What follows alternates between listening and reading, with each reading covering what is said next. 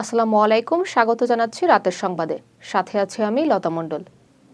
ঢাকা ৯ আসনের স্বতন্ত্র প্রার্থী তাসনিম জারা তার মনোনয়ন বাতিলের বিরুদ্ধে আপিল করবেন। রিটার্নিং কর্মকর্তা যাচাই বাছাই শেষে তার মনোনয়ন বাতিল ঘোষণা করেন। প্রস্তাবক ও সমর্থকদের মধ্যে দুইজনই আসনের ভোটার না হওয়ায় মনোনয়ন বাতিল হয়। তাসনিম জারা জানিয়েছেন, আপিলের প্রক্রিয়া ইতিমধ্যে শুরু হয়েছে। ঠাকুরগাঁও ১ আসনে বিএনপি মহাসচিব মির্জা ফখরুল ইসলাম আলমগীরের মনোনয়ন বৈধ হয়েছে। শনিবার সকালে যাচাই বাছাই শেষে রিটার্নিং কর্মকর্তা এই ঘোষণা দেন। হলফনামা ও নথিপত্রে কোনো ত্রুটি পাওয়া যায়নি বলে জানানো হয়। খবরে স্থানীয় বিএনপি নেতাকর্মীদের মধ্যে উৎসাহ দেখা গেছে। ঢাকা ১৫ আসনে জামায়াতে আমির ডাক্তার শফিকুর রহমানের মনোনয়নপত্র বৈধ ঘোষণা করা হয়েছে। নথিপত্র ও হলফনামা যাচাইয়ে কোনো ত্রুটি পাওয়া যায়নি। ২০০৮ সালের পর এবারই জামায়াত নিজ প্রতীকে নির্বাচনে অংশ নিচ্ছে। আগামী ১২ ফেব্রুয়ারি ত্রয়োদশ জাতীয় সংসদ নির্বাচন অনুষ্ঠিত হবে। পররাষ্ট্র উপদেষ্টা মোহাম্মদ তৌহিদ হোসেন বলেছেন, নির্বাচন নিয়ে কোনো বিদেশি চাপ নেই। সরকার নিজ উদ্যোগেই নির্ধারিত সময়ে নির্বাচন আয়োজন করছে বলে জানান তিনি। ওসমান হাদি হত্যাকাণ্ডের আসামিদের দেশে ফেরাতে চেষ্টা চলছে বলেও জানান তিনি। মুন্সিগঞ্জের সরকারি কর্মকর্তাদের সঙ্গে মতবিনিময় শেষে এসব কথা বলেন তিনি।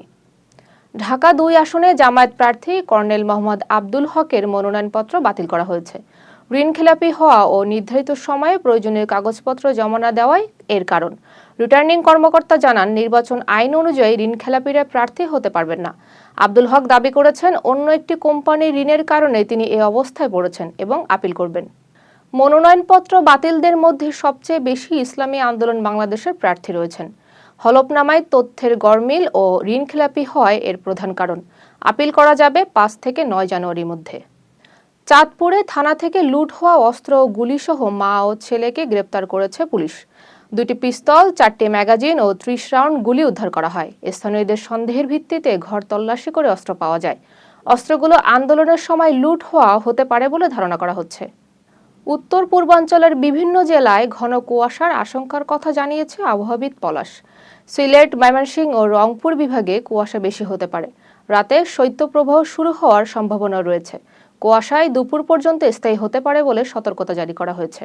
Kolkata night Riders Bangladeshi pacer Mustafizur রহমানকে ছেড়ে দিয়েছে। বিসিসিআইয়ের নির্দেশে এই সিদ্ধান্ত কার্যকর করা হয়েছে।